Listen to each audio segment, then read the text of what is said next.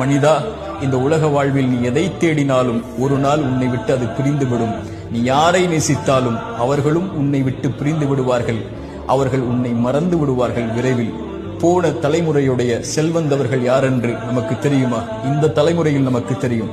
போன தலைமுறையில் யார் செல்வந்தவர்கள்? அவர்கள் பேர் என்ன? எங்கு வாழ்ந்தார்கள்? என்ன அடையாளம் இருக்கிறது? உலகம் மறந்து விட்டது. ஆனால் யாரை உலகம் நினைவு கூறும் தெரியுமா?